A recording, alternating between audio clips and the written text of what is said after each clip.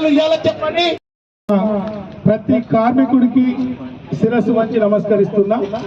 మరి ఆ కార్మికుల పక్షాన రకరకాల అప్పుడున్నటువంటి పార్టీలు ఇలా పనిచేసి ఎంతో కొంత కార్మిక వర్గాన్ని రక్షించింది.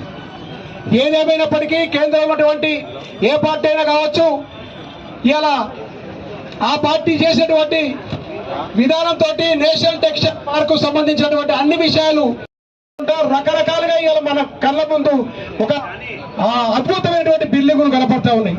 సరే, ఏదేమైనప్పటికీ కార్మికులకు ఈరోజు వరంగల్ తూర్పు నియోజకవర్గంలో ఆజంజాహి కార్మికుల యొక్క కార్మిక స్థలంలో అన్ని రాజకీయ పార్టీలు, ప్రజా పార్టీ నాయకులు, పౌర హక్కుల సంఘం వాళ్ళు అందరూ ఒకే వేదిక మీదకి వచ్చి ఈరోజు కార్మిక భవనము ఏ విధంగా నిర్మాణం చేయాలి, అదేవిధంగా 318 మంది ఎవరైతే కార్మికులు ఉన్నారో వారికి నష్టపోయినటువంటి ప్లాట్లను ఏ విధంగా ఇప్పించాలి ఇప్పుడున్న ప్రభుత్వంతో అని కూడా ఈరోజు నిర్ణయం జరిగింది. దానిలో భాగంగానే రాజకీయాలు చేయకుండా,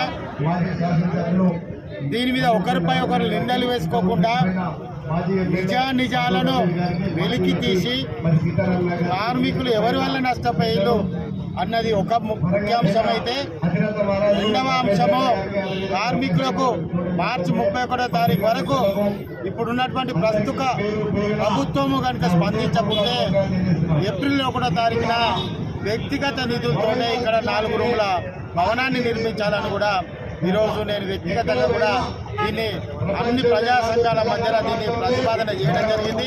ఆల్మోస్ట్ ఆల్ వాళ్ళు దీన్ని ఏకీకృతం చేయడం జరిగింది.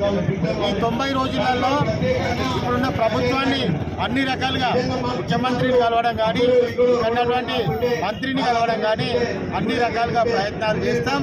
చేయని పక్షాన వాళ్ళు ఎవరైతే ఇక్కడ కబ్జా చేసి వచ్చి స్వయంగా మంత్రి యొక్క భర్త వచ్చి స్వయంగా కూర్చొని కొబ్బరికాయ కొట్టే కార్యక్రమాల్లో పాల్గొన్నాడు. ఆ రోజు కార్మికులు వెళ్తే మీకు భవన నిర్మాణం చేస్తాను, సెలవిస్తాను మాట ఇచ్చింది, మాట తప్పిండు. సంవత్సరం అయింది కాబట్టి మేము కూడా ఇంకొక 3 నెలలు నీకు టైం ఇస్తున్నాం. ఆ తర్వాత ఈ యొక్క తప్పిన మాటను వరంగల్ తూర్పు నియోజకవర్గంలో ప్రజల దగ్గరికి ఏ విధంగా తీసుకుపోవాలో తెలుసు. ఆ రోజు కార్మికులకు ఆశ చూపెట్టి అందరి మీద నిందలేసి ఓట్లు దండుకొని ఈరోజు శాసన సంబరాలయ మంత్రి అయినటువంటి సురేఖ గారు మీకు ఇదే చెప్తున్నాం.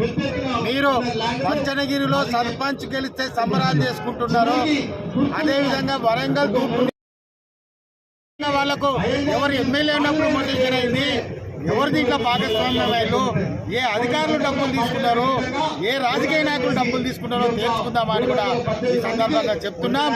ఏది ఏమైనా ఈరోజు వారి యొక్క వయసు కూడా దగ్గర పడ్డది కాబట్టి మార్చి 31 డెడ్ లైన్ పెట్టుకొని ఈరోజు కార్మికుల యొక్క వయసు కూడా దగ్గర పడ్డది కాబట్టి మార్చి 31 నాడు ఖచ్చితంగా మీరు సమస్యను పరిష్కారం చేయనప్పుడు మేము అఖిలపక్షం కలిసి దీన్ని ముందుకు తీసుకెళ్లి 4 రూముల ఇల్లు కాంపౌండ్ కట్టి వారికి కార్మిక భవనం ఏర్పాటు చేసి 318 ప్లాట్లు కూడా ఇక్కడ రాష్ట్ర ప్రభుత్వ ఆధీనంలోనే స్థలం ఉన్నది, దాన్ని కూడా కేటాయించాలని కూడా కోరుకోవడం జరుగుతుంది. జై తెలంగాణ.